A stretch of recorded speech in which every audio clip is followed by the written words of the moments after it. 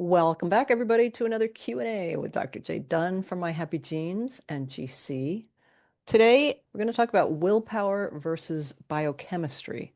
And this is really important because many of us will make a plan, get some motivation going, and it will, I think they say the average February 12th, most people fall off their resolutions, which I hate that word, but it's not all about you and your lack of motivation. So, Dr. J, help people understand the difference between motivation and their biochemistry at work.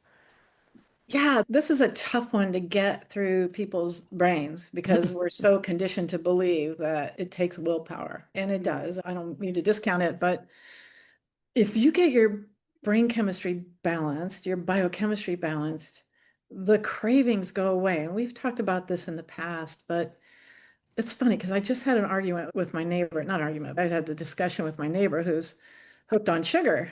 And I just need to buckle down. I've done it before. I've quit before.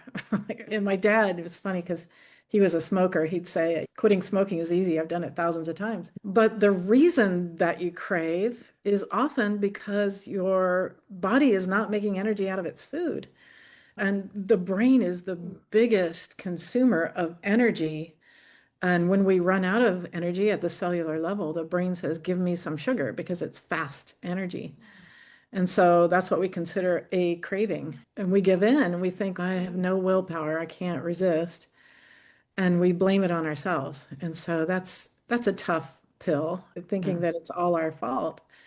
And there are addiction programs where it's based on your faith, and that's great, but the success rate is very low for a lot of those programs. And again, we end up beating ourselves up like I didn't have strong enough faith or I didn't have strong enough willpower. But if you understand the biochemistry and you get your body making dopamine, which is our biggest hormone when it's low that will cause cravings, but also getting our bodies making energy out of our food efficiently, and that's in the pathway where we make ATP out of our food, the citric acid cycle and the electron transport chain. And our body turns food into a basic unit of energy called ATP or adenosine triphosphate. And if you have genetic variants along that pathway, do you want me to show you? Sure. We like Okay, visuals. visuals are good.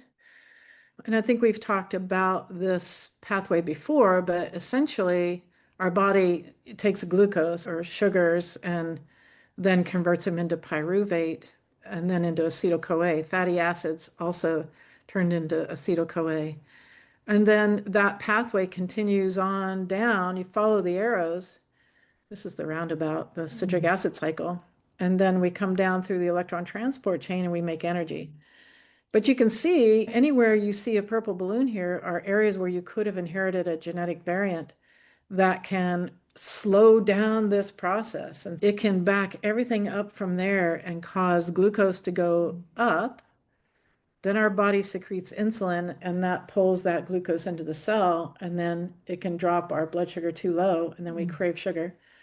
Go get more glucose, more insulin is secreted. And eventually we get what's called insulin resistance. Our cells no longer respond to the insulin. We start to put on fat, generally around the midsection, which is always fun. And this leads to low energy, and we feel like we can't have any energy unless we eat sugar.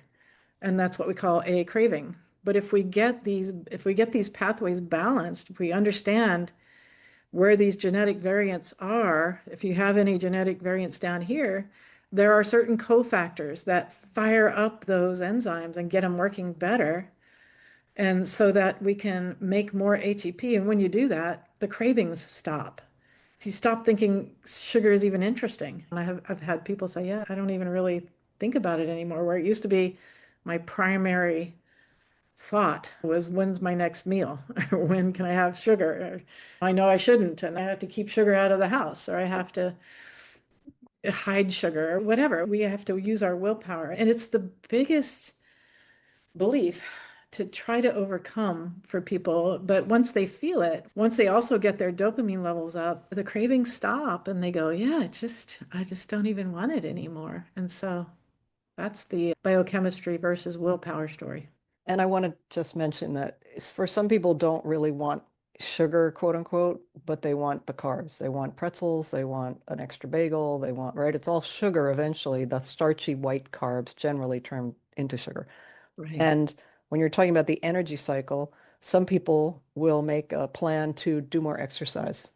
But if you don't have energy, that plan is not going to work for long. It may work initially, but you might feel exhausted after, and you're supposed to feel good after you move your body. And if you really work out hard, yes, I get you're going to get tired. I'm not saying that's not possible. But this whole thing also encompasses the movement piece of the new year changes that we might want to make. They're tied together. Yeah, 100%. Thanks for mentioning that. Yeah, because it's about exercise intolerance. And yes, you're right. When we exercise, we can be tired, but it's a different kind of tired when you're exercise Mm. intolerant. It is down to the cell. Like you just feel like you cannot move. Like you've just depleted all of the fuel in your body, and it takes many days to recover, and you're just like completely obliterated by exercise. That's what we call Mm. exercise intolerance, and it comes from the same genetic variants, and it makes sense because you're not getting ATP production, and it just exhausts you. When I had chronic fatigue syndrome, that's the way I would be. It was like people say, "Oh, you're tired, you should exercise more. It'll make more energy." It's, are you kidding me? I'm going to pay for it. I'm going to pay for it for a couple days. I won't be able to do anything. Mm. You don't understand. And people that haven't experienced it often don't understand that that is a real thing, exercise intolerance, and it goes along with the sugar cravings as well. You're right. Another reason not to blame yourself for everything, Right. right? When February 12th rolls around, don't feel bad if you want to fall off. Get your genes checked and find out what it is that's at work in your body that may be preventing you from having the motivation to stick to Yeah. something. Yeah. The other piece of this that I want to mention too, it's not all about genetics, that there are certain things that can damage the mitochondria, and that's where Mm. the energy is made. Everything from electromagnetic fields. So if you're sitting in front of a computer all day, it can actually damage your mitochondria. Radiation, chemicals, pesticides, heavy metals, and especially antibiotics, because our mitochondria is similar to bacteria. It actually has a bacterial origin. So antibiotics really damage the mitochondria and can lead to this sort of chronic fatigue feeling, low energy. So it's not always just the genes, it can be environmental damage. But then you add to it, I just looked at somebody's genes today that has that NDUFAS gene that's down in the bottom left. Let me share my screen again. Down here has pretty big genetic variants down here, and she's already experiencing some neurological problems from it because this one can lead to neurological damage, but also just this bone crushing fatigue and cravings for sugar as well. So it can, that combination of the mitochondrial damage and then these genetic variants can lead to some big issues. There you have it. Willpower versus biochemistry. We need both a good, Yeah. healthy, balanced biochemistry and some willpower. Like you said at the very beginning, you're not saying that there isn't a component of commitment, I'm going to go do this, and then you do it. But Yeah. it can be stifled in some people. That particular desire to do it can be stifled by these genetic variants and environmental triggers. And it's so much easier when you're not fighting your biochemistry. Yeah, I'll It's bet. I'll bet. 1000%, easier. Everybody, as we head into the new year, we want to wish you all a very healthy new year, as well as all good stuff. Like whatever the new year has, may it all be good for you. Dr. J, Happy New Year to you too. Thank you. Same to you, JC.